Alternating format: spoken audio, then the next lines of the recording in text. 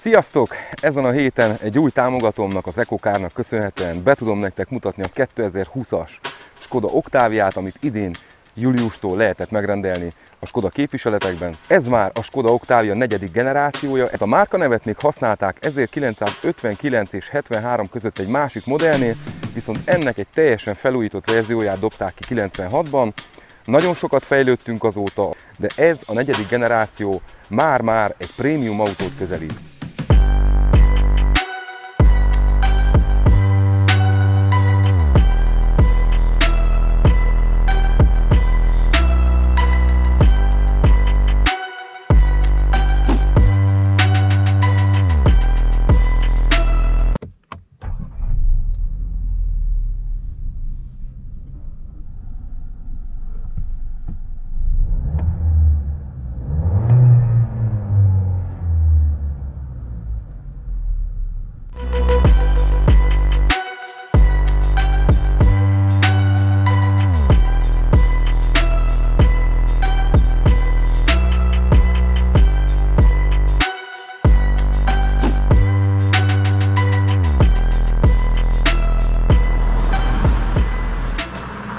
Mielőtt beleszöknénk a részletekbe, ne felejtsetek el feliratkozni a csatornára, így minden egyes feltöltésről értesítést fogtok kapni, és nem maradtok le semmiről a jövőben.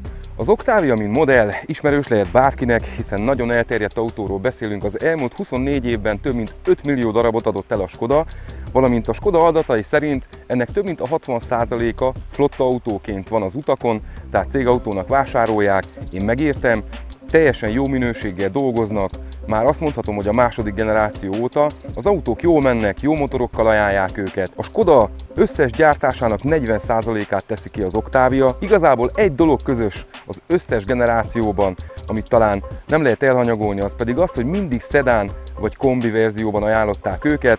Természetesen lehet kapni 4x4-es verzióban is a kombi változatot, még automata váltóval is, valamint a Scout nevű verziót is, ami egy 4x4-es, inkább offroadra kialakított autó megemelt hasmagassággal. Kettőféle motorból tudunk választani, az 1.5-ös turbós benzinesből vagy a 2 literes dízelből. Mint látjátok, a dizájn teljesen megújult, elfelejtették az osztott lámpákat, ez sokkal inkább Audis, tehát maga ez a tény, hogy a nappali ledes fényünk és az Index váltják egymást, kanyarjelző, hogyha valaki nem értené.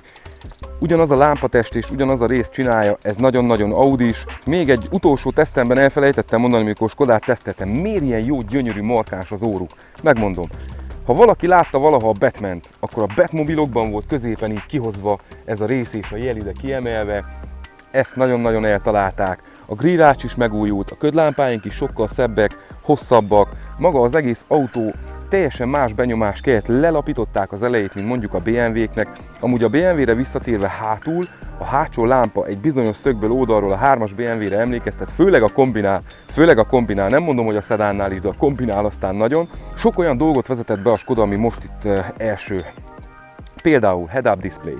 Eddig ilyenről nem hallottunk a Skodák esetében.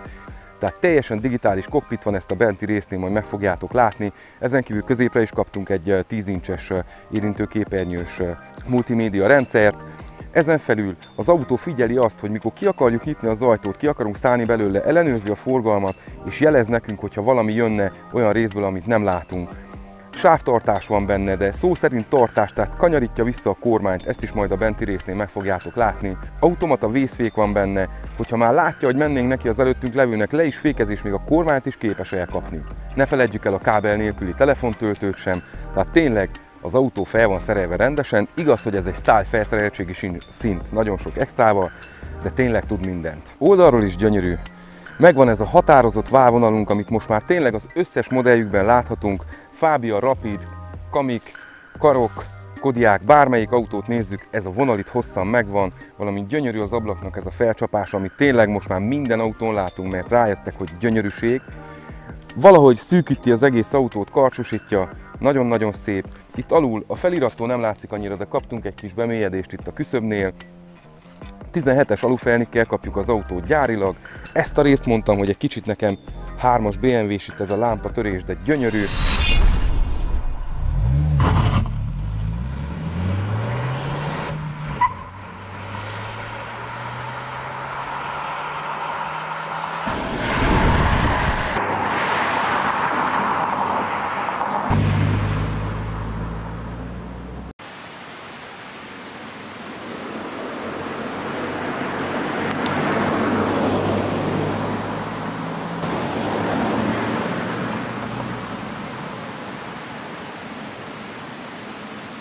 Az 1.5-ös TSI motorról igazából túl sok minden nem tudunk még elmondani, annyira új. Ezt a motort még nem láttuk 100 000 km felett, hogy teljesít 200 000 felett, tehát nem tudunk igazi véleményt mondani róla. Amit tudunk az azt, hogy egy modern motor, nagyon sokat dolgoztak rajta, direkt befecskendezéses, valamint ami egy óriási fejlődés, hogy a láncos vezérlést kicserélték szíjasra.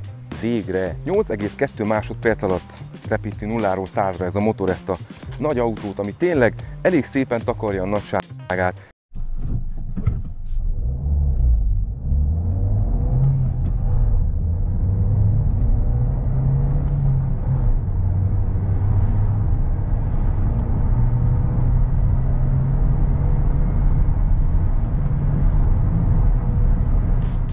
...4689 mm hosszú és 2686 mm a tengelytávunk. Óriásiban nyílnak az ajtóink.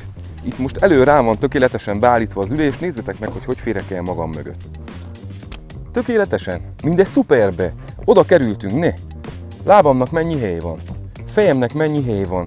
Van válterem, van lábterem, érzem, hogy jó süllyesztett az ülés, még elég hosszú az ülőlap is. Ne panaszkodjak, a térdem nincs a nyakamba. Gyönyörű. Olyan apró részletek vannak, mint mondjuk ez a króm ajtónyitó is, hogy csak úgy ott a levegőbe, de mégis érzed, hogy ez nem fog letörni. Nagyon-nagyon kultúrált a kocsi, belül is, tényleg ez a fehér tetőkárpit, hátul is van klímánk, ülésfűtésünk hátul. Ülésfűtés hátul, prémium autókba szokott lenni csak. Ezek a hátsó lámpák is mennyire szépen vannak kialakítva, ide bejönnek szépen a csomagtartó fedélre. Gyönyörű, a Skoda feliratot már szép nagyba, jó nagy hézagokkal kapjuk meg, hogy tényleg tökéletesen olvasható legyen messziről is. Háromféleképpen is nyílik a csomagtér. Itt felnyitjuk, itt van a tolató kameránk beintegrálva, és tessék, 640 liter.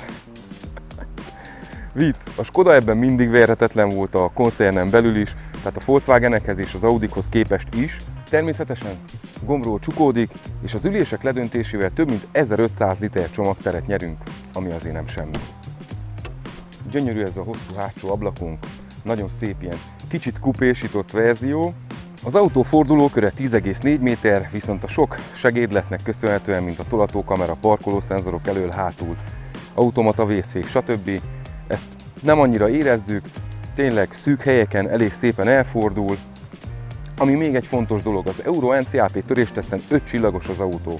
Tehát tényleg, ami egyszer létezik biztonsági cucc, ebben nagyjából mind bele van téve. És szép azért előről, mondja azt valaki, hogy nem szép, tehát ezzel egyáltalán nem szégyen megjelenni, ha tárgyalásról legyen szó, ha bármiről.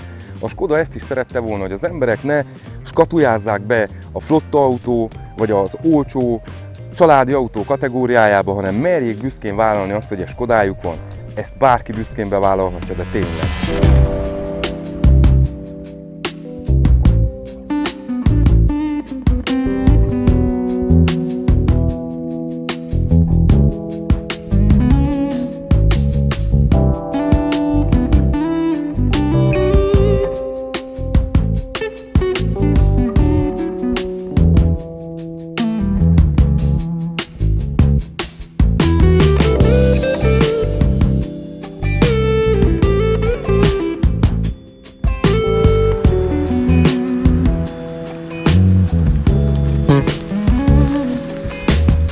...1338 kg a kocsi, összesen 1846 kg-ig terhelhető. Én azt mondom, hogy az az 5-ös feles fogyasztás ehhez a súlyhoz, ehhez a mérethez, ami már tényleg szinte szuper méret, egyáltalán nem sok, na de elég legyen a számokból és a külső képekből.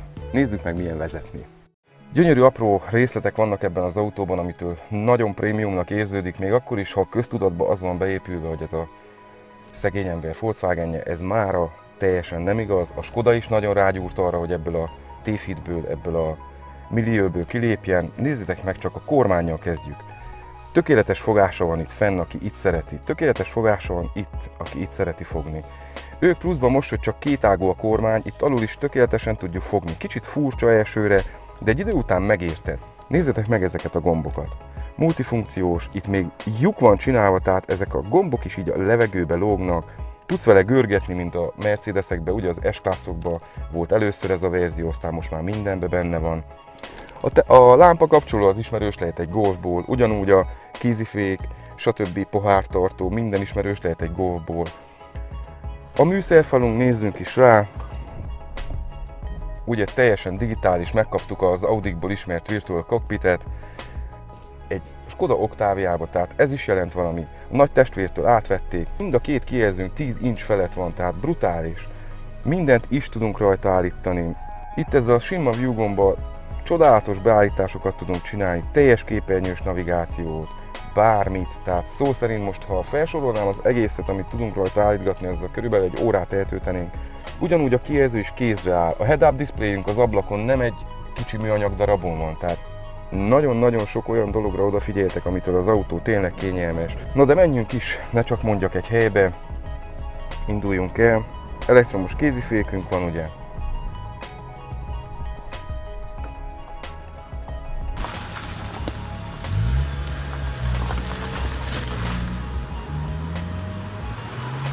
Elsőre, amit mondhatok, hogy brutál csendes az autó, tényleg azt érzed, hogy a végtelenségig le van szigetelve minden. Egyedül, ami a Skodákra jellemző, az a kerékjáratoknak a szigetelés, ami nem 100%-os, mint mondjuk egy Audiba, de ezen felül mind a szélvédő, mind az ajtók, minden tökéletesen van szigetelve. A motor eleven, tehát nem mondható egy lomha motornak, ugye ez a downsizing korszak egyik legújabb mesterműve a Volkswagen-től, ez az 1.5-ös TSI, 150 lóval, 150 Nm-re, amihez, hogyha odalépünk, akkor egy pillanat alatt 100-on van, úgyhogy rendesen észre kell vegyük magunkat, hogy ne száguldozzunk. Annyira nem ad a kormány visszajelzést, hogy nem érzed a határt. Tehát ha akarsz, 150-nel lefuthatsz a kanyarból, mert nem érzed egyszerűen. Annyira puha, annyira kiegyensúlyozott, direkt. Nagyon-nagyon jó. Komfortos a futómű, de mégis direkt a kormány. Nincs az, hogy késés van, nem reagál időbe. Gyönyörű megoldások, gyönyörű részletek, tökéletes varrások, finom anyagok. Nem tudom, hogy dicsérjem tovább ezt a kocsit. Negatívumot egyszerűen nem tudok felhozni. Most nem fogom azt csinálni, mint a többi Octavia tesztben, hogy megmutatom, hogy van benne esernyős, van benne szemetes kukas, ilyen marhaságokat, hogy ilyen apróságokat, amit az egy eurós üzletből meg tudsz vásárolni, ilyen a szemünket nem tudják kiszúrni már, de itt van minden van, amivel kiszúrják a szemünket, tehát tényleg van minden is benne. Próbáljuk ki csak a sávtartós tucot. Oda megyek a sávra, és nézzétek meg, visszateszi a kormány, még egyszer megmutatom. Ne. Rakja vissza. Ugyanezt tudja jobb oldalt is. Nem nyúlok hozzá, és szépen visszairányít engem az útra. Nem hagyja, hogy kimenjek a sávomból. Most hagyom bal felől, szépen rámegyek, és automatikusan visszateszi. Hát eszméletlen. Az ember tényleg oda van kerülve, hogy mindjárt nem kell figyeljen. Most nem azt mondom, ez nem egy önvezetés, tehát messze állunk még az önvezetéstől, de ez egy jó funkció. Pont megcsörögnek telefonon, leöntöd magad kávéval, valami zajt hallasz, amire elkapod a fejedet, és az autó egyből átmenne a szembesávra, oda se nézek, és vissza van téve középre. Tehát ennél jobb verziót arra, hogy elkerüld a frontális balesetet a figyelmetlenségből, nem tudok kitalálni. Vagy ott van például az automata fékező rendszer. Menné neki valaminek, olyan szinten pillog, jelez, mindent elkövet, hogyha nem ütöd le az indexet, és nem érzékeli azt, hogy te tényleg előzni szeretnél, vagy nem tudja, hogy miért mentél olyan közel, be fog fékezni. Tehát vegyük csak sorba. Bekapcsoljuk a sávelhagyás gátlót, tehát vegyük azt, hogy ezt most nevezzük így, ami visszatesz ugye az útra. Berakjuk az adaptív tempomatot és az automata fékező rendszert. Őszintén, ha ezek mind figyelve vannak, és nem sietsz sehova, tehát nem akarsz előzgetni, nem akarsz száguldozni, pedig lehet sportosan menni vele, mindjárt megmutatom.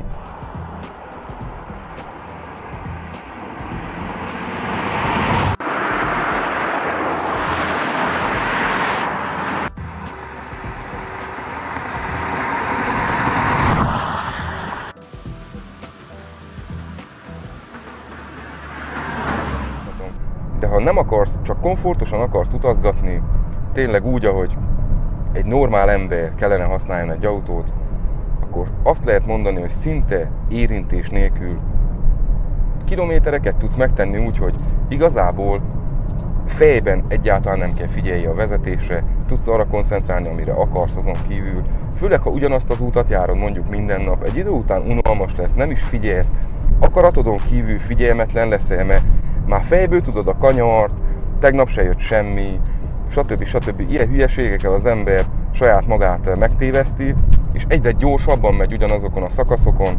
Na, ebben az esetben nagyon jól tudnak jönni ezek a figyelmeztető és vezetősegítő rendszerek.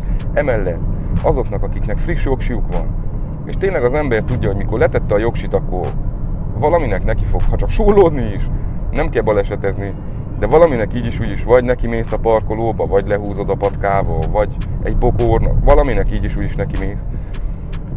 Ez az autó ebben meg tud téged gátolni, hogy hülyeséget csináljál.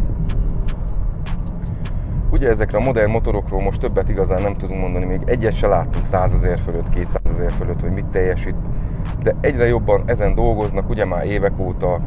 Most került ugye sorra pontosan a dízelbotrány, most került tárgyalásra. Meglepődtem, hogy 2015-ben volt, tehát olyan, mintha tegnap lett volna ez a dízelbotrányos sztori, és 5 éve volt. Tehát azóta volt idejük arra, hogy csak ezen dolgozzanak, hogy egy tökéletes benzinmotor gyártsanak, direkt befecskendezéses, tehát a kokszolódásra ugyanúgy hajlamos, mint az összes új downsizing motor, viszont ha az ember nem 1000-es fordulaton jár vele, vagy 1500-ason, mint egy dízellel, akkor ilyen problémái biztos, hogy nem lesznek. Nagyon közelítjük a nyomatékban, és 250 Nm és 1500-nál megjön, pont úgy, mint a dízelautóknál. Fogyasztásban is ugyanúgy, ugye az autó leírása ír 4,9-5 litert, én azt mondom, hogy egy normál ember 5,5-5,8 között el tud vele közlekedni. Ez egy nagyon-nagyon jó adat egy 150 lovas autótól, ami több mint 1300 kilós. Tehát én azt mondom, hogy ennél többet hétköznapi autóba, ami egyáltalán nem mondható mégse hétköznapinak, nagyon is bőven elég. Nagyon finoman reagál mindenre, tökéletesen veszi a kanyart, nem rángat. Nincs az, hogy visszakapcsolsz, nem szeret menni alacsony fordulaton, ez minden fordulaton szeret menni. Tényleg azt lehet mondani.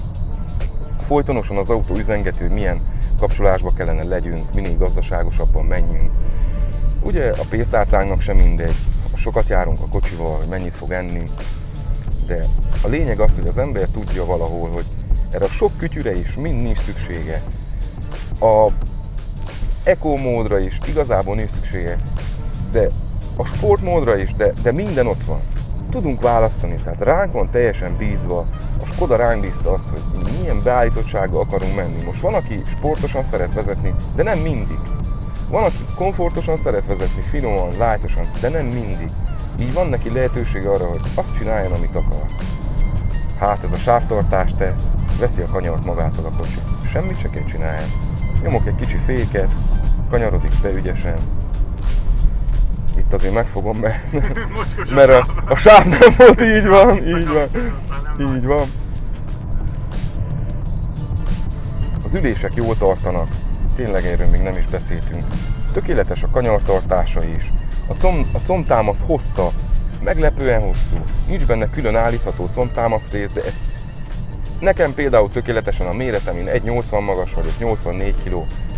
Én nagyon kényelmesen érzem ebbe az autóban magam. Van helyem, van válterem, van fejterem bőven, hát a sapkától is még van legalább egy jó 15 centi. Itt is oldalt, a könyököm nem ütöm bele mindenbe. A könyöklőnk állítható előre-hátra, ugye felnyitható is. Bizonyos szögeket tudsz vele csinálni, hogy hol álljon meg. Kényelmes, nagyon kényelmes. Tényleg. És ugye, itt vagyunk október derekán, jönnek a téli reggelek, mikor az ember a jó meleg házból a finom forró kávé után kilép a nagy télbe, ahogy a Trónok harcában mondták. Mindjárt kezdődik. És mi tud a legjobban jönni, mikor tél van? Az ülésfűtés, ebbe is megvan 3 fokozatban, itt a kijelző aljáról tudjuk állítani, valamint a kormányfűtés, amit innen az egyik kormányvezérlő gombról állítunk, és itt a műszerfalon mutatja meg nekünk, hogy mi legyen. Ez is ugyanúgy 3 fokozatú. Mi kell több télen? Mihez érsz hozzá? A kormányhoz érsz hozzá, az üléshez érsz hozzá, és egész addig, amíg bemelegedik az autó, te csak forró dolgokhoz érsz hozzá. Tehát magyarul nem reszketsz, mint a nyárfa levél. Tökéletes ez is. Kell. Oda kerültünk, hogy az ember ennyi pénzért, amúgy az autó nem olcsó, egyáltalán nem mondható olcsó autónak, de viszont annyi mindent kínálnak ezért a pénzért, hogyha ugyanezt mondjuk egy Audiból konfigurálnád össze, akkor szinte a duplájánál jönnék ki. És ugyanazok az alkatrészek, tehát Beszélhetünk itt bármiről, hogy is az Audi szigeteltebb, stöktörök. Igen, oké. Szigeteltebb egy fokkal nehezebb, egy fokkal más a futóműbeállítás, tényleg egy picivel még jobb, de ez is már egy olyan szint, aminél nem kell több, tehát ugyanaz a kokpitünk van, ugyanaz a kijelzőnk van, mindenünk van. Nem győzöm hangsúlyozni, hogy mindenünk is van. Ez egy style felszereltség, emellett nagyon sok opció bele is van téve. Ugyanúgy benne van a Fordokból ismert első szélvédő fűtés. Ezt az összes autógyártó eltanulta nagyon ügyesen, kell. Télen a legrosszabb, mikor kell ülj és várjál, hogy a melegítés leolvaszta neked valahogy az ablakot.